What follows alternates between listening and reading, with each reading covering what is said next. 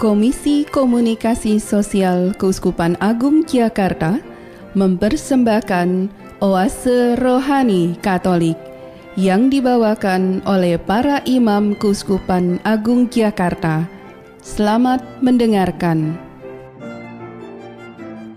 Selamat pagi saudari-saudara yang terkasih dalam Kristus. Berjumpa kembali dalam acara Oase Rohani Katolik di Radio Cakrawala 98,3 FM.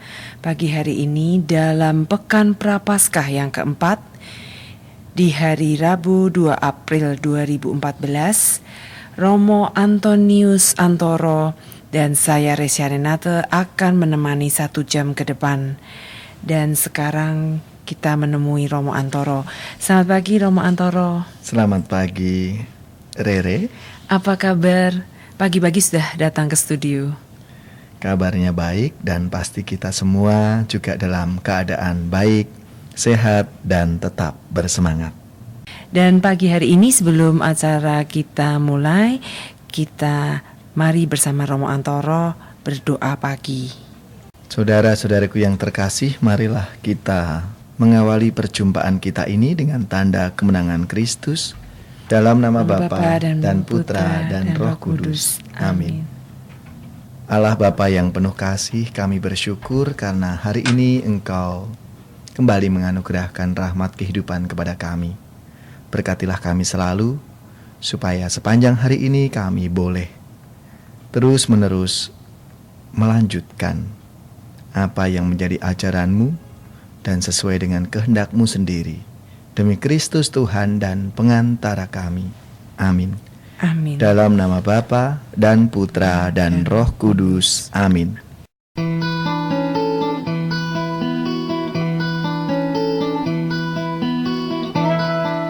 Perbincangan Rohani Injil hari ini.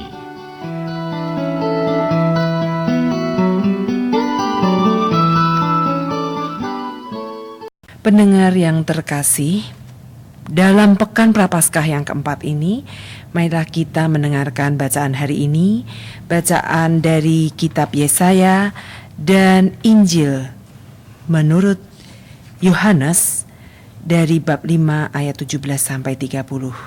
Marilah kita bersama-sama mendengarkan bacaan pertama. Bacaan dari Kitab Yesaya bab 49 ayat 8-15. Beginilah firman Tuhan, pada waktu aku berkenan, aku akan menjawab engkau, dan pada hari aku menyelamatkan, aku akan menolong engkau. Aku telah membentuk dan membuat engkau menjadi perjanjian bagi umat manusia, untuk membangunkan bumi kembali, dan untuk membagi-bagikan tanah pusaka yang sudah sunyi sepi, untuk mengatakan kepada orang-orang yang terkurung, keluarlah, dan kepada orang-orang yang ada di dalam gelap, tampillah. Di sepanjang jalan mereka seperti domba yang tidak pernah kekurangan rumput, dan di segala bukit gundul pun tersedia rumput bagi mereka. Mereka tidak menjadi lapar atau haus. Angin panas dan terik matahari tidak akan menimpa mereka, sebab penyayang mereka akan memimpin mereka dan akan menuntun mereka ke dekat sumber-sumber air. Aku akan membuat segala gunungku menjadi jalan dan segala jalan rayaku akan kuratakan. Lihat, ada orang yang datang dari jauh, ada yang dari utara, dari barat, dan ada yang dari tanah Sinim. Bersorak-soraklah, hai langit, bersorak-soraklah, hai bumi, dan bergembiralah dengan sorak-sorai, hai gunung-gunung, sebab Tuhan menghibur umatnya dan menyayangi orang-orangnya yang tertindas. Sion berkata, Tuhan telah meninggalkan aku, dan Tuhanku telah melupakan aku. Dapatkah seorang perempuan melupakan bayinya, sehingga ia tidak menyayangi anak dari kandungannya? Sekalipun dia melupakan, aku tidak akan melupakan engkau. Demikianlah sabda Tuhan. Syukur kepada Allah. Demikianlah bacaan pertama, dan sekarang kita menanggapi bacaan pertama dengan bermazmur. Tuhan itu pengasih dan penyayang. Tuhan itu pengasih dan penyayang. Tuhan itu pengasih dan penyayang, panjang sabar dan benar kasih setianya. Tuhan itu baik kepada semua orang dan penuh rahmat terhadap segala yang dijadikannya. Tuhan itu pengasih dan penyayang. Tuhan itu setia dalam segala perkataannya dan penuh kasih setia dalam segala perbuatannya. Tuhan itu penopang bagi semua orang yang jatuh dan penegak bagi semua yang tertunduk. Tuhan itu pengasih dan penyayang. Tuhan itu adil dalam segala jalannya dan penuh kasih setia dalam segala perbuatannya. Tuhan dekat pada setiap orang yang berseru kepadanya, pada setiap orang yang berseru kepadanya dalam kesetiaan. Tuhan itu pengasih dan penyayang. Marilah kita sekarang bersama-sama menyiapkan hati untuk mendengarkan Injil hari ini. Terpujilah Kristus Tuhan, Raja mulia dan kekal. Terpujilah Kristus Tuhan, Raja mulia dan kekal. Akulah kebangkitan dan hidup, sabda Tuhan. Setiap orang yang percaya kepadaku akan hidup, sekalipun ia sudah mati. Terpujilah Kristus Tuhan, Raja mulia dan kekal. Tuhan sertamu Dan sertamu juga. Inilah Injil Yesus Kristus menurut Yohanes. Dimuliakanlah Tuhan. Injil Yohanes bab 5 ayat 17 sampai 30.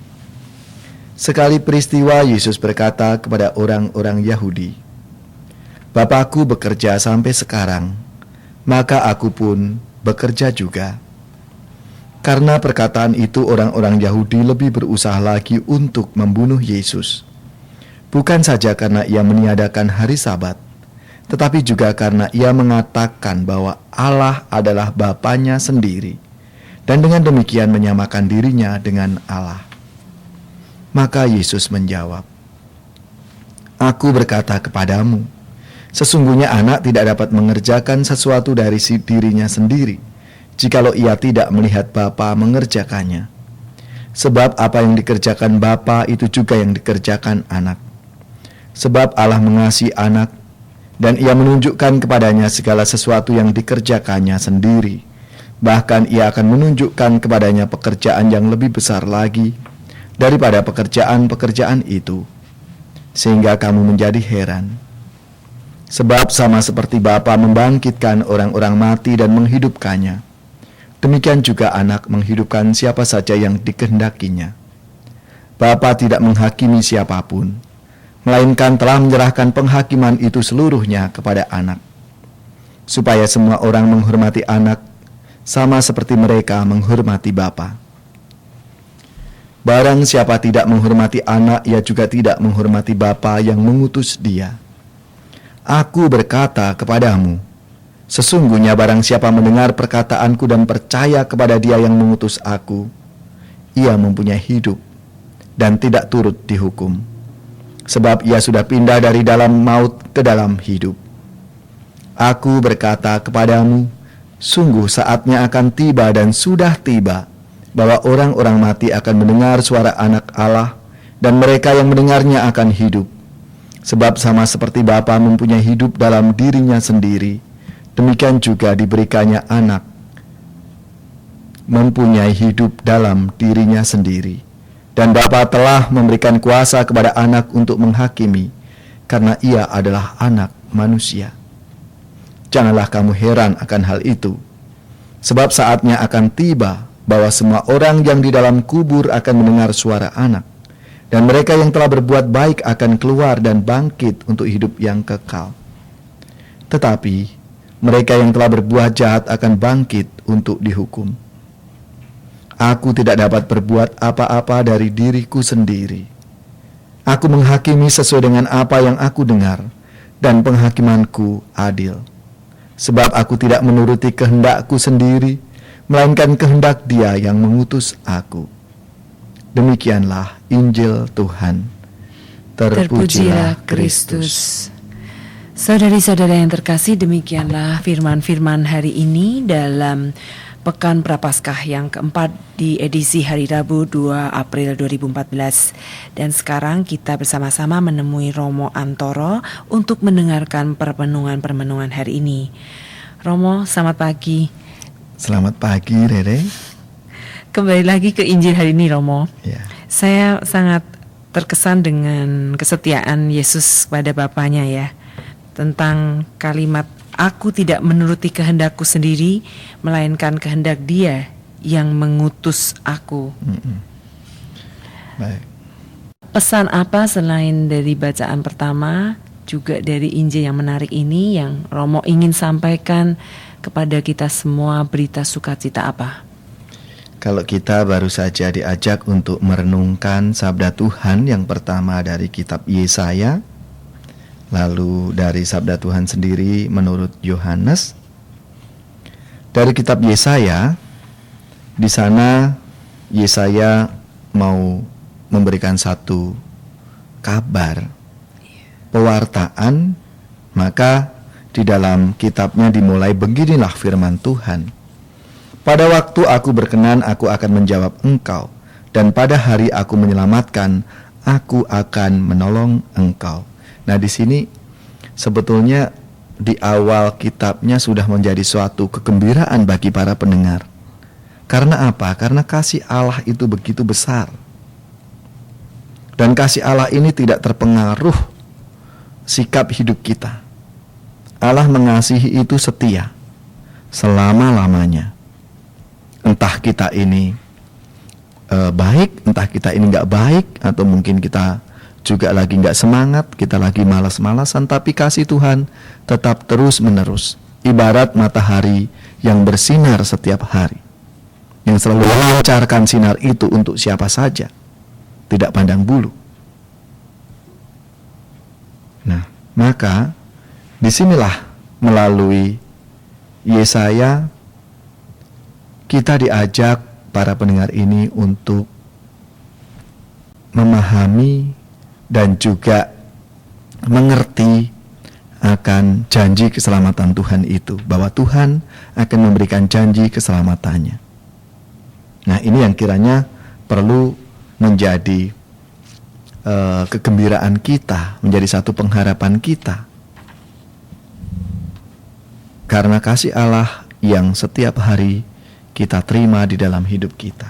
Nah, itu yang kiranya juga nanti hari demi hari kita menjadi semakin baik hidup kita, karena kasih Allah yang begitu besar ini kepada kita masing-masing.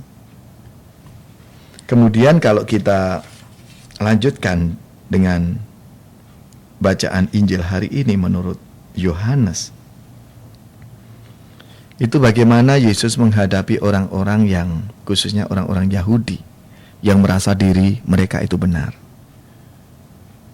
Bagaimana Yesus sungguh-sungguh menyadari akan visi misinya datang ke dunia ini. Maka dia benar-benar ya taat setia kepada Bapaknya.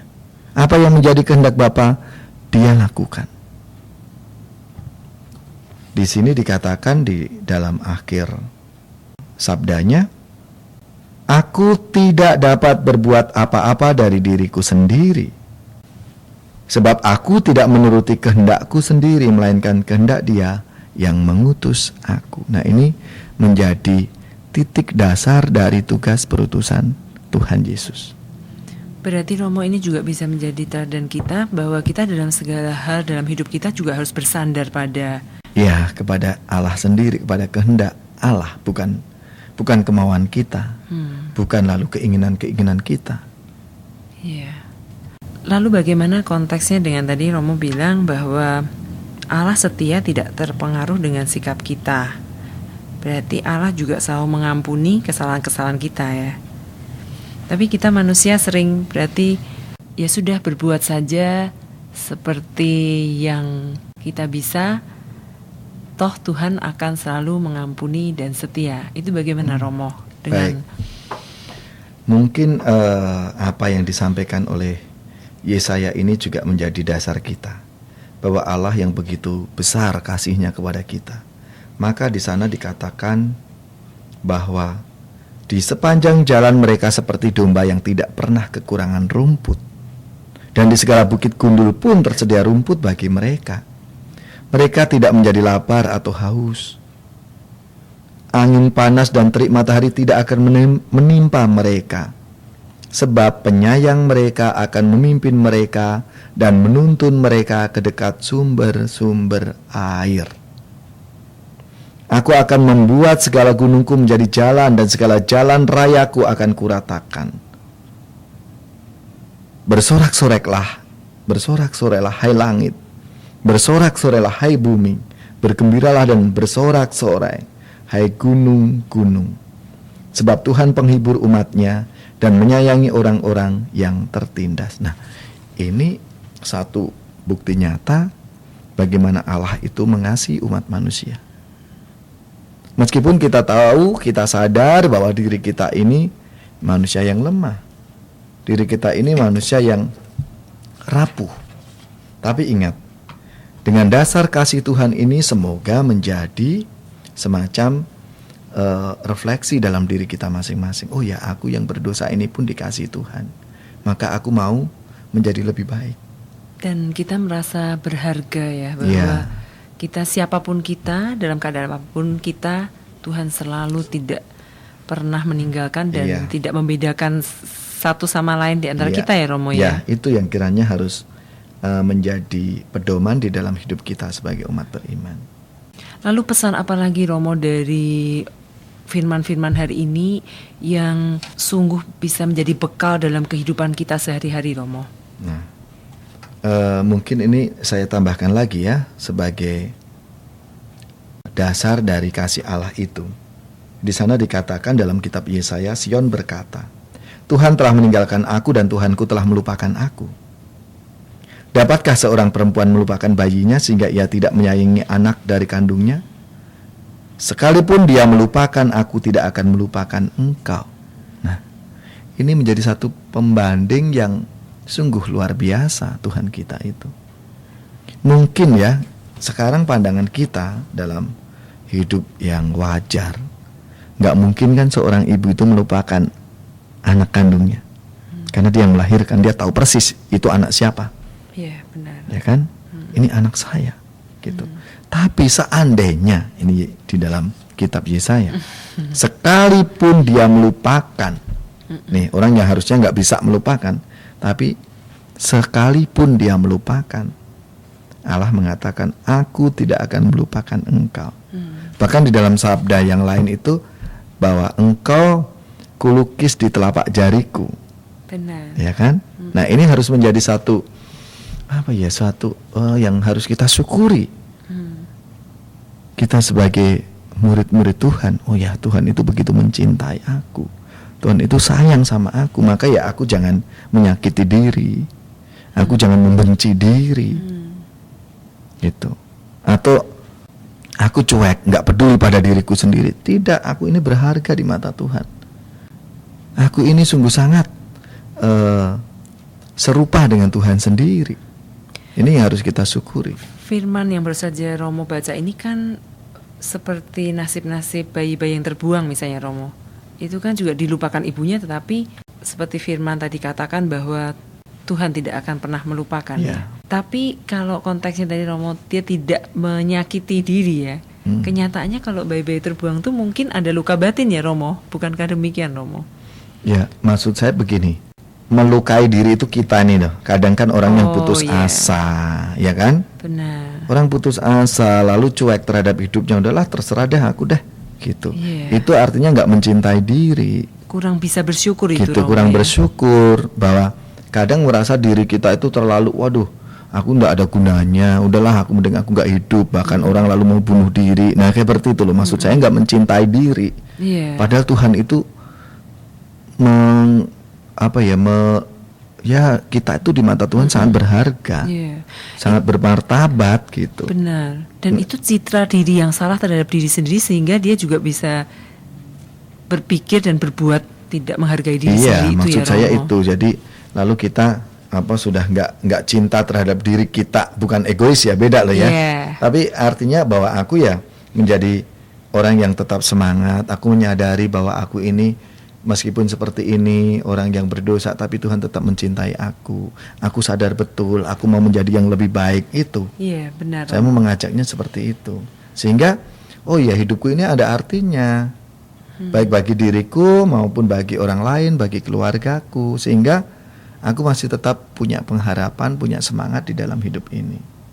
Lalu masih mau melakukan di sisa hidupku ini untuk kebaikan, kemuliaan Tuhan. Itu akan beda ketika kita lalu sikapnya cuek, bahkan mungkin lalu melukai diri kita sendiri gitu kan. Ini kan berarti orang malah Tuhan aja menganggap kamu itu bermartabat, secitra dengan diri dia, kok malah kita nggak punya semangat untuk hidup. Nah itu. Tapi memang banyak juga orang tidak beruntung ya masuk dalam pergaulan yang salah, misalnya seperti narkoba juga Romo misalnya, atau salah pergaulan dan dalam perjalanannya mengalami kesulitan ya Romo ketika usia muda labil ya Romo. Nah itu kadang kalau sudah dewasa baru menyesal Romo, wah ternyata telah masa-masa muda yang harusnya sangat berharga itu dilalui dengan hal-hal yang tidak berguna dan merusak diri ya Romo. Romo bisa memberi nasihat pada orang-orang muda Katolik kita semua yang mendengarkan. Baik, maka menurut saya ya kita menggunakan waktu kita ini sebaik-baiknya, mengisi dengan hal-hal yang positif, mengembangkan diri kita, bakat talenta kita, lalu juga bergaul seluas-luasnya, artinya ya pergaulan yang baik ya. Pergaulan yang sehat, yang membuat kita ini semangat di dalam hidup kita, lebih-lebih sebagai orang muda Katolik. Ada banyak komunitas-komunitas, ada banyak wadah untuk kita mengembangkan hidup kita. Nah di situ nanti pasti kita akan menemukan, memang Tuhan memberikan aku talenta di sini. Gitu, karena seringkali kita itu melihat orang lain yang sukses. Ini begitu, ini begini gitu. Lalu kita seharusnya melihat orang yang seperti itu memicu kita atau memacu kita untuk lebih bersemangat di dalam hidup. Aku juga bisa, tapi mungkin aku harus menemukan di bidang mana aku bisa. Gitu. Ada banyak hal saya rasa. Maka baik kalau kita juga mengenali diri kita masing-masing. Siapa sih aku ini? Lalu bakatku ada di mana? Talentaku ada di mana? Meskipun mungkin bisa jadi di dalam kehidupan kita, aku saat ini mungkin bekerja secara formal, tapi di luar itu mungkin kita perlu mengembangkan juga apa yang ada dalam diri kita. Pasti setiap orang itu punya. Gitu, entah itu musik, entah itu teater, entah itu lalu aktif di dalam organisasi-organisasi, itu juga menjadi satu minat dan bakat. Itu yang harus dikembangkan. Jangan lalu kita sendiri males-malesan, itu akan membuat semuanya itu mati. Ya, kita mematikan sendiri bakat dan minat kita. Harusnya tidak, justru menjadi penyemangat kita. orang sukses itu kan tidak langsung tahu-tahu di atas, enggak. Pasti melalui yang bawah. Dia sudah merasakan bagaimana pahit getirnya kehidupan. Lalu punya strategi-strategi dan lebih-lebih juga iman yang kuat. Aku mau. Gitu, pasti Tuhan beri jalan. Aku bisa. Asalkan aku ada kemauan, aku ada niat. Ada kehendak yang besar untuk itu. Gitu. Karena semua itu kan kalau ada kemauan dan niat pasti akan bisa terwujud. Yang penting diri kita. Benar. Di luar diri kita itu kan menjadi sarana saja. Gitu. Ya, Romo tadi berkaitan dengan penghargaan diri, bahwa mengingatkan kita ya, siapapun kita dengan porsi sekecil apapun partisipasi kita di dalam komunitas atau dimanapun kita berkarya ya, itu sebenarnya betul-betul tidak bisa diukur dengan besar kecil ya Romo. Semua itu sebenarnya punya porsinya dan semuanya sebenarnya dibutuhkan dengan kepentingan yang sama ya. Padahal itu semua saling kait-mengkait dan saling bekerja sama mewujudkan suatu tujuan yang mulia tadi itu ya Romo. Ya, itu yang memang kita harus sadari, lebih-lebih sebagai orang muda Katolik. Mari kita wujudkan itu, kita kembangkan. Karena apa? Karena gereja kita ada di punggung kita, ada di tangan kita. Untuk kedepannya ini kita menjadi generasi-generasi penerus pilar-pilar gereja selanjutnya. Benar. Kalau dari orang mudanya saja sudah gak semangat, sudah loyo, gak peduli terhadap gereja, nanti gereja kita akan dibawa kemana? Benar. Nah, itu. Maka melalui sabda Tuhan hari ini, mari kita sungguh mensyukuri apa yang diungkapkan oleh Yesaya di dalam kitabnya, supaya kita benar-benar kasih Tuhan ini menjadi dasar di dalam hidup kita. Karena apa? Karena Tuhan tidak pernah meninggalkan kita. Tuhan pasti akan menyertai, Tuhan akan membimbing kita. Asalkan aku mau membuka hatiku kepada Tuhan, maka tidak akan sia-sia segala usaha kita. Nah, itu yang kiranya perlu menjadi perhatian bagi kita sebagai umat beriman, sebagai orang-orang muda khususnya. Mari kita hayati kasih Tuhan ini dalam hidup kita masing-masing, supaya di dalam perjalanan hidup kita ini, kalau kita sudah mengalami banyak kasih di dalam hidup kita, ini menjadi dasar bagi kita untuk lalu nanti dalam hidup kita berbagi kasih kepada saudara-saudari kita dimanapun kita diutus. Seperti itu. Iya. Terima kasih sekali Romo. Dalam bagian pertama ini kita mendapatkan banyak hal dari permenungan firman hari ini, bahwa orang muda siapapun juga yang melayani dan berkarya, kita harus menghargai diri sendiri supaya kita bisa semaksimal mungkin memberikan yang terbaik dari diri kita. Dan sekarang kita bersama-sama berhenti sejenak untuk berdoa malaikat Tuhan.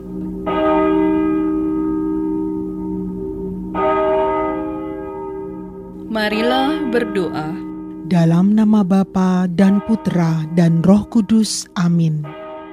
Maria diberi kabar oleh malaikat Tuhan bahwa ia akan mengandung dari Roh Kudus. Salam Maria, penuh rahmat, Tuhan sertamu. Terpujilah engkau di antara wanita, dan terpujilah buah tubuhmu Yesus. Santa Maria, Bunda Allah, doakanlah kami yang berdosa ini, sekarang dan waktu kami mati. Amin. Aku ini hamba Tuhan. Terjadilah padaku menurut perkataanmu. Salam Maria, penuh rahmat, Tuhan sertamu. Terpujilah engkau di antara wanita, dan terpujilah buah tubuhmu Yesus. Santa Maria, Bunda Allah, doakanlah kami yang berdosa ini, sekarang dan waktu kami mati. Amin. Sabda sudah menjadi daging dan tinggal di antara kita. Salam Maria, penuh rahmat, Tuhan sertamu. Terpujilah engkau di antara wanita, dan terpujilah buah tubuhmu Yesus. Santa Maria, Bunda Allah, doakanlah kami yang berdosa ini, sekarang dan waktu kami mati. Amin. Doakanlah kami, ya Santa Bunda Allah, supaya kami dapat menikmati janji Kristus. Marilah berdoa. Ya Allah, karena kabar malaikat, kami mengetahui bahwa Yesus Kristus Putramu menjadi manusia. Curahkanlah rahmat-Mu ke dalam hati kami, supaya karena sengsara dan salibnya, kami dibawa kepada kebangkitan yang mulia, sebab Dialah Tuhan pengantara kami. Amin. Dalam nama Bapa dan Putra dan Roh Kudus. Amin. Bapak, Ibu, dan saudara-saudariku yang terkasih, saya kembali lagi ditemani oleh Saudari Rese Renata. Kita akan lanjutkan dialog kita. Silakan Rese, mari kita mulai acara kita kembali.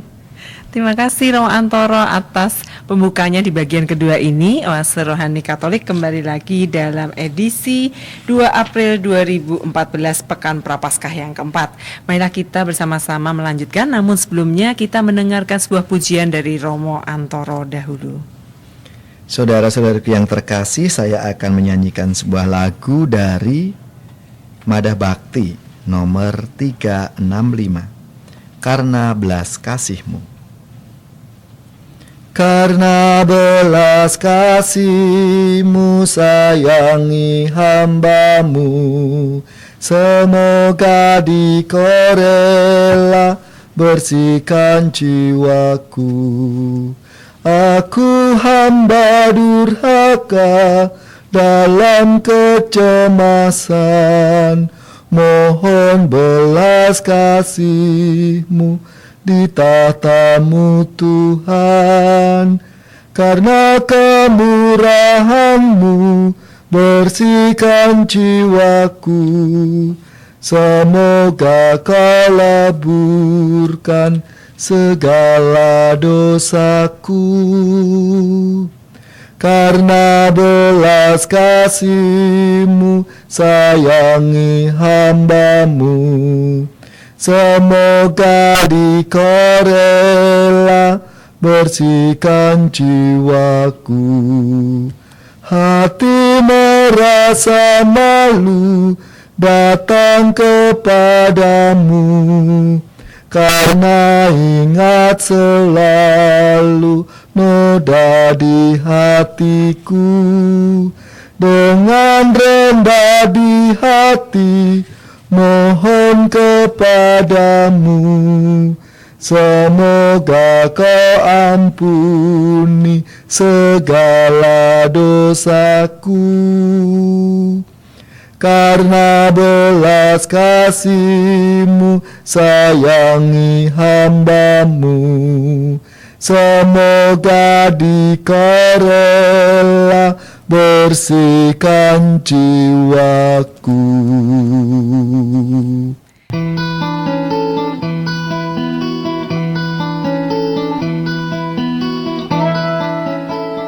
Dialog Iman Katolik.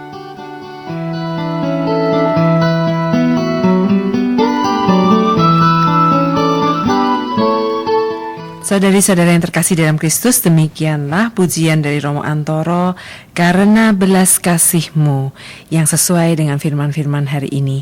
Dan sekarang kita bersama Romo Antoro melanjutkan permenungan hari ini. Romo, apa yang akan Romo sampaikan kepada kita semua, terutama orang muda Katolik kita? Kalau kita melanjutkan renungan kita hari ini, inspirasi dari Injil misalnya, dari Yohanes bab 5 ayat 17 sampai 30. Kita bisa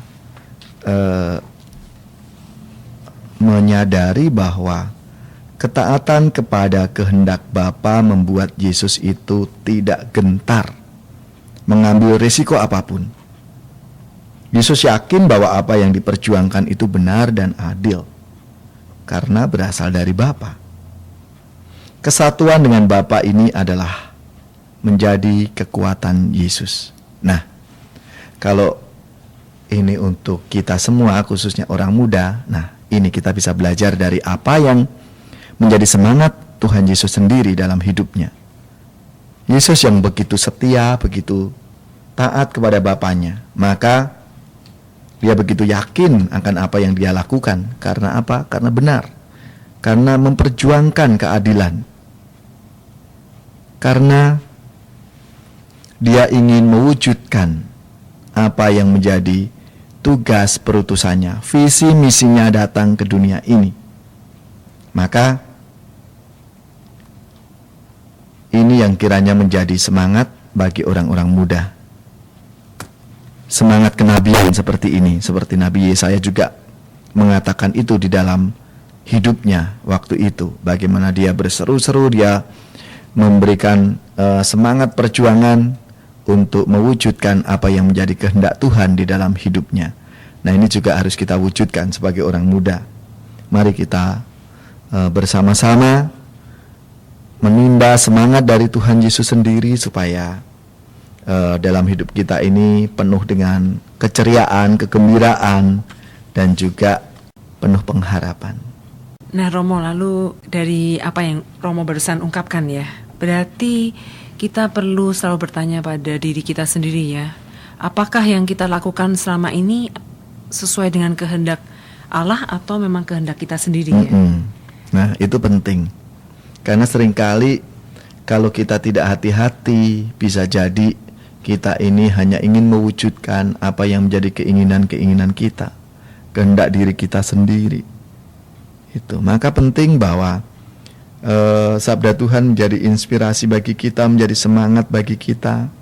Jadi selalu kalau kita melaksanakan tugas-tugas, kita mengerjakan pelayanan-pelayanan kita, itu ada saatnya kita merefleksikan semua pelayanan-pelayanan kita, tugas-tugas kita itu dari kacamata Tuhan. Apa sih yang Tuhan kehendaki atas diriku?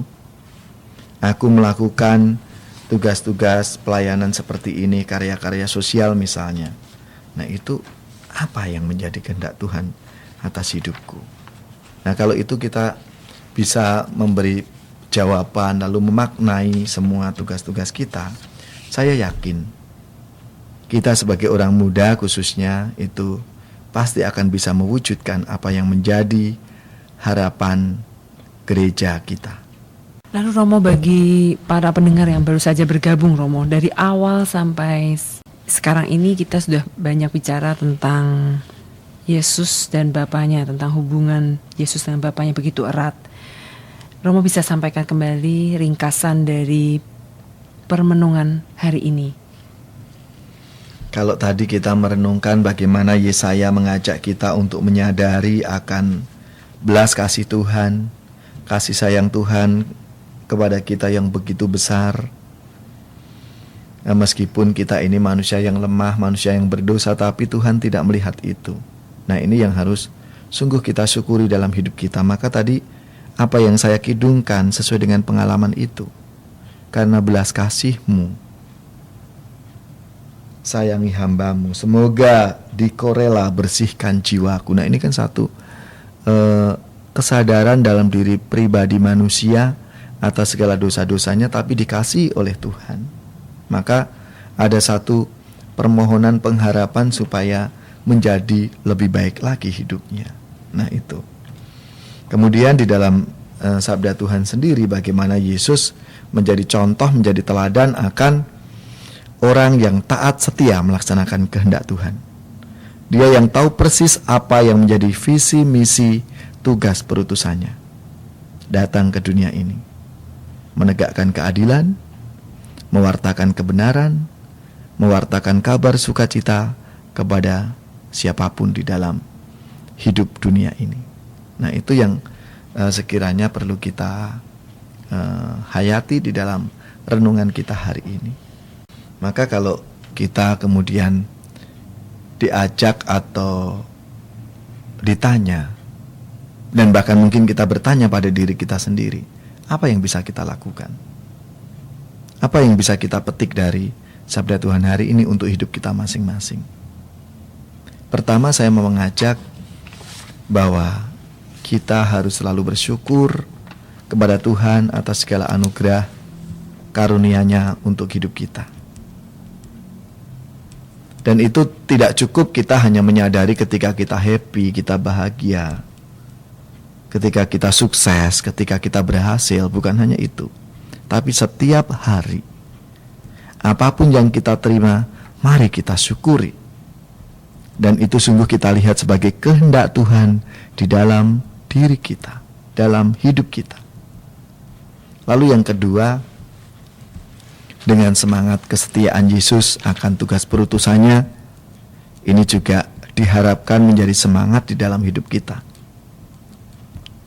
Kita pun juga diutus untuk mewartakan kabar sukacita, mewartakan kabar gembira, mewartakan keselamatan yang datang dari Tuhan itu.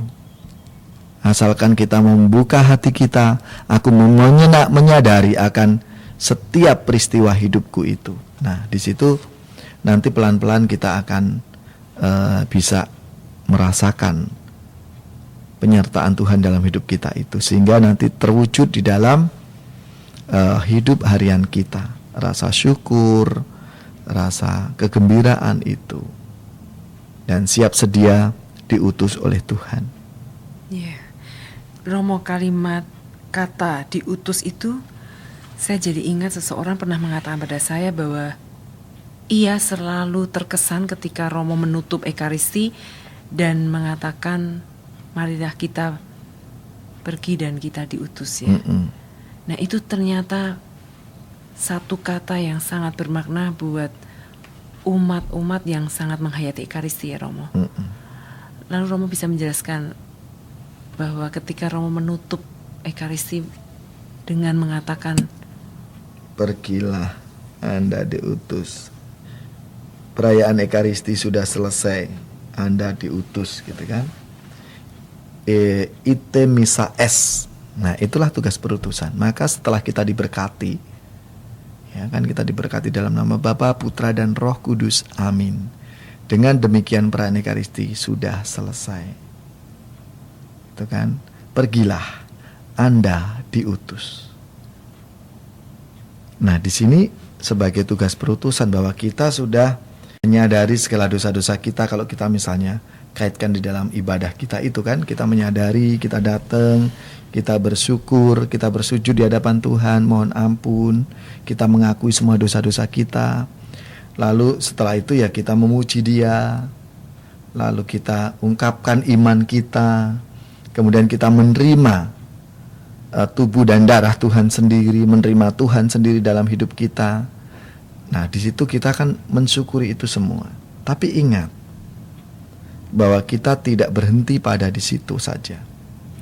Kita juga diutus untuk mewartakan pengalaman sukacita, pengalaman keselamatan yang kita terima itu kepada orang lain. Maka setelah merayakan Ekaristi, kita semua pasti akan diutus.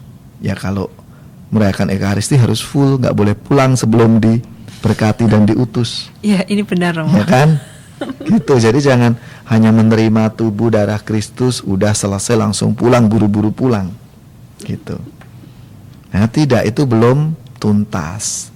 Kita harus sampai menerima berkat Tuhan, lalu Tuhan akan mengutus kita.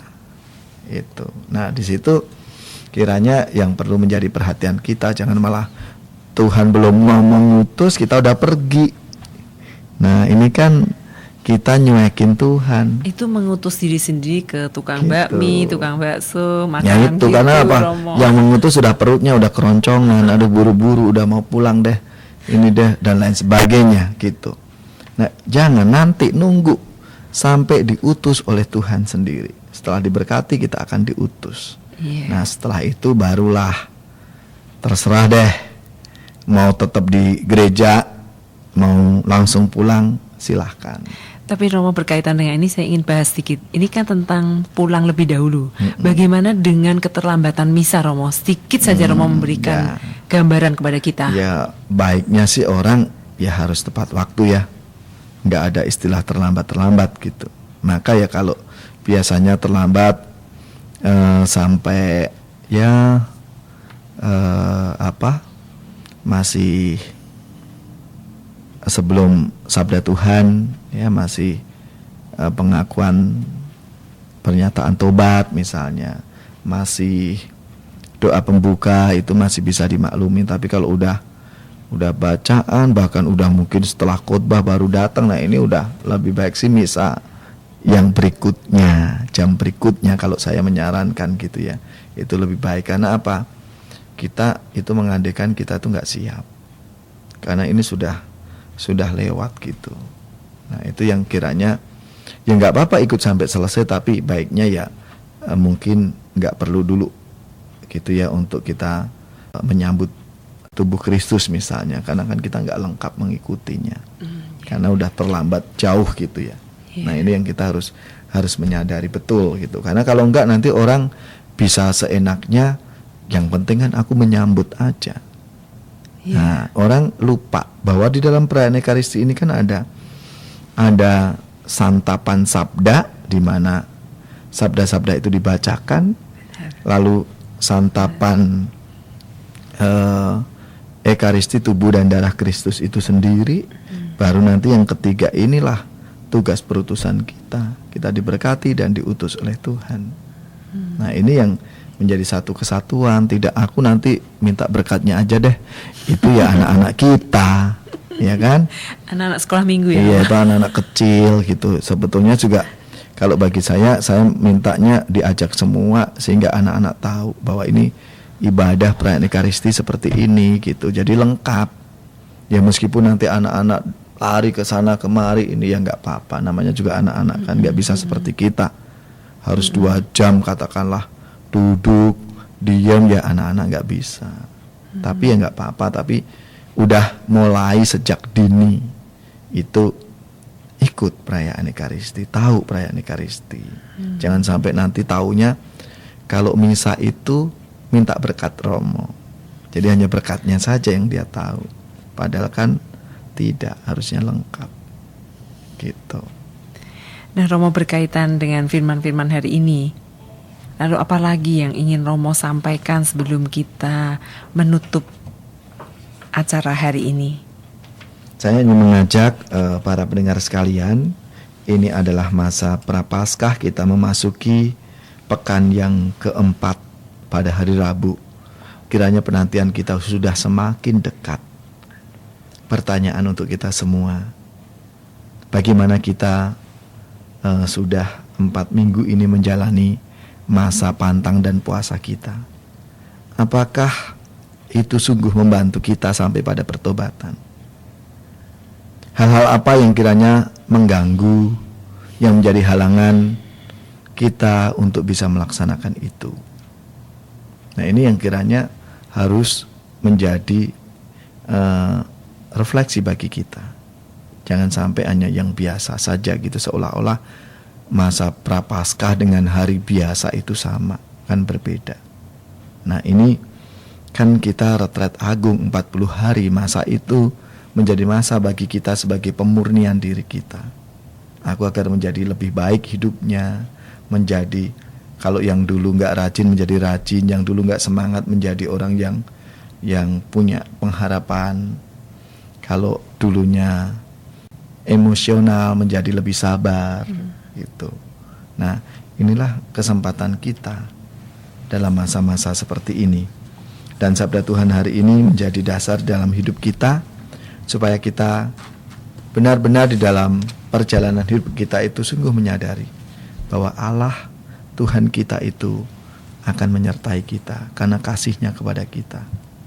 Dan kita diajak untuk terus pada tugas visi misi perutusan kita, untuk ikut ambil bagian di dalam karya Tuhan, mewartakan kabar gembira, kabar keselamatan kepada siapapun kita berjumpa dengan saudara-saudari kita. Ya Romo, indah sekali permenungan tentang bagaimana kita semakin dekat dengan masa Paskah, bagaimana kita sebenarnya tidak hanya 40 hari ini saja yang penting ya Romo. Setelah 40 hari bagaimana kita mempertahankan apa yang sudah kita perbaharui ya Romo. Ya, ini menjadi pergumulan dan tantangan buat kita semua. Dan apalagi Romo yang ingin masih disampaikan?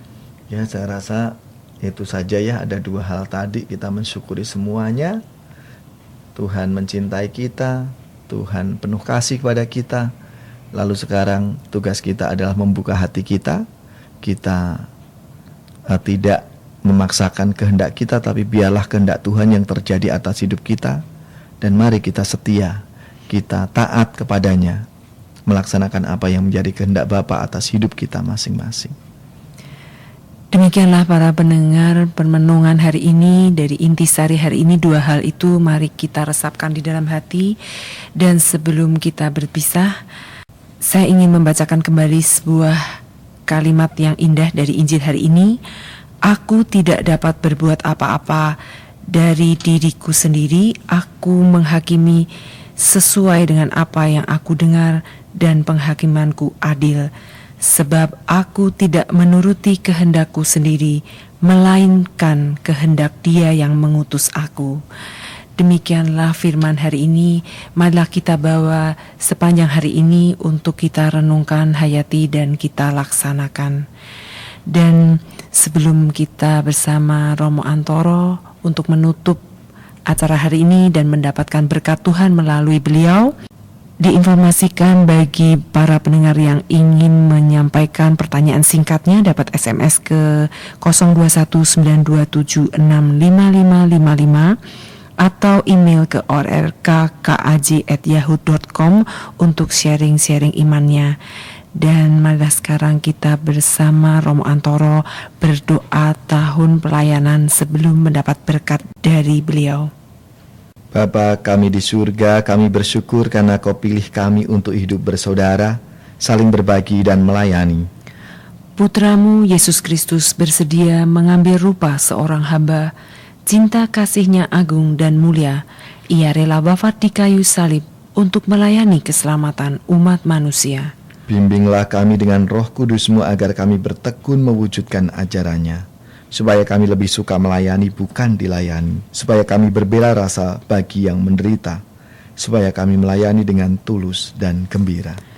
Tuntunlah kami agar mampu berbagi harta dan talenta, waktu dan tenaga untuk mewujudkan pelayanan penuh kasih bagi sesama yang lemah, kecil, miskin, dan tersisih. Bunda Maria, Bunda kami, doakanlah kami agar makin mampu melayani, diresapi semangat pelayanan Putra-Mu sendiri, demi Kristus Tuhan dan pengantara kami. Marilah saudara-saudaraku yang terkasih, kita siapkan hati kita untuk menerima berkat Tuhan.